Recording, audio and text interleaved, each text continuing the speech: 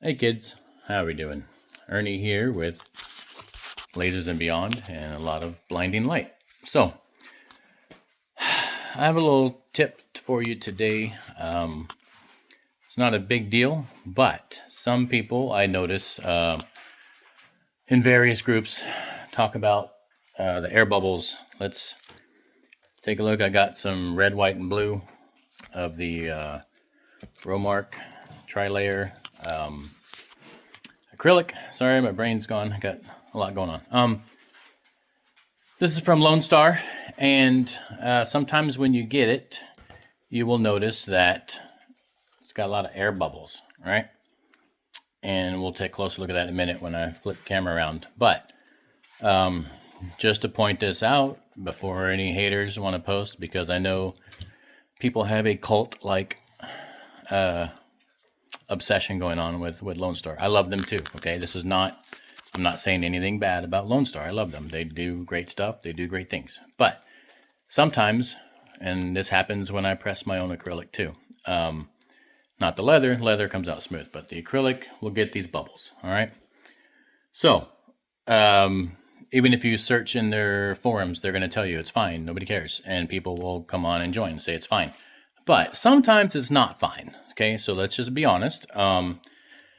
Sometimes the bubbles can get pretty big, and if you're cutting out a small patch, or even though 99% of the people on the group are hat patch makers, there are some of us who aren't. Hat patches might be 2% of my business.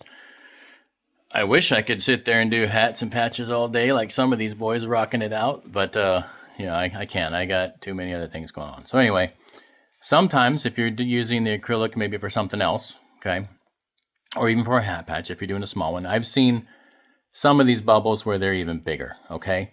So if you're just throwing your stuff down on laser and you're cutting it out, and you may not realize that your cut will, be like right here, and then maybe the acrylic or the adhesive isn't all the way on a spot, it's flopping in the wind. It can make a mess, all right? It's not a big deal. But the only reason to bring this up is I still see people posting, how do I get rid of that? How do I fix that? Is that a problem? It's really not. So if you have a flat press, just press it, okay? If you don't have a flat press and you just have a hat press, you can pre-cut your pieces and then press them on your hat press if you want to, and then lay them down with some books on it and flatten them back out. But for those that have a flat press, it's way easier. The hat press method, it's probably a little more effort than is worth, but if you have a flat press, we'll just do it real quick. I don't know if a lot of you guys know something I learned recently when I was talking to an apparel maker, and it just didn't dawn on me at the time. I was like, oh well, no shit. Okay, I don't know why I didn't think of it, but when we're pressing, and I see we being anyone who's pressing adhesive on acrylic or whatever, it's on there, okay, and you really got to pull to get it off, but it will come off if you pull it. It's not set on here at the temperature required to activate the adhesive, okay? Most adhesives are 350 degrees, at least mine is. I don't know what theirs is. So when they press it here, it's kind of like for lack of better words, it's a pre-press, guys. It's something to get it stuck on here so that it's ready for you to use. It's not the permanent press. It's going to permanently adhere it to this material, because you don't want to do that ahead of time and ship it that way. It's easier to do it this way. So it's not a big deal.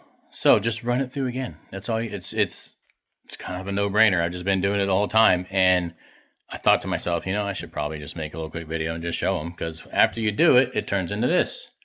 Okay, you can still see a little bit of the adhesive bubble lines, but there's no more air bubbles. Let me just turn this camera on. You need to see my damn face. See, you can see the lines where the air bubbles used to be, but by pressing it again, it adhesed it. Big words. It adhered it back to the acrylic, so now it's flat. And I even decided to use my Teflon instead of my silicone, because now I have this texture. Now this is a me thing, but I like that texture. That texture, believe it or not, it will help hold your hat or your patch to your hat or whatever you're putting it on, like little fingers, right? Like little grippers. So all you gotta do, if you got a flat press, just throw it on there. I don't even, you can take this plastic off too. I mean, it doesn't matter one way or the other. You're not dealing with a lot of heat, so it's not gonna come all the way through and melt it. But just throw it on there, and I use this Teflon stuff for this. Normally, when I'm pressing, I use the silicone because I like this a lot better. But both of these things, the glue doesn't stick to it, so that's why it's perfect. Okay. I don't know if you guys notice when you ever press stuff and glue might get on it, it peels right off. So just put your Teflon on it. You see I got 230 degrees at 20. It's not a big deal. We can wait 20 seconds while we're sorting through my nonsense here.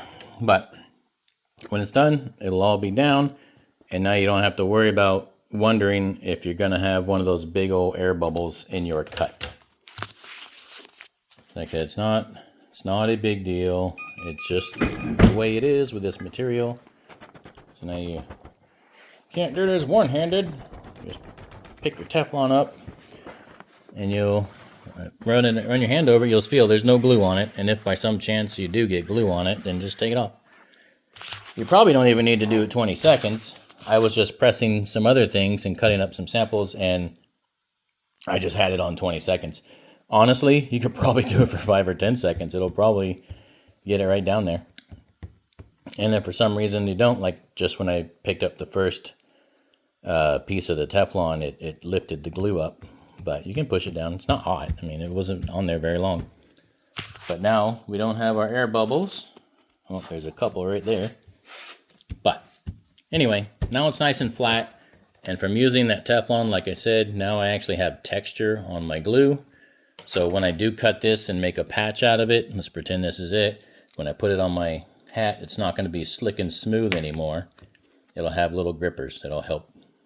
So just a little tip. Hope you find it useful. And if you don't think it's a good idea, don't do it. I don't care. I do it. I think it's cool. So try it if you want. Later.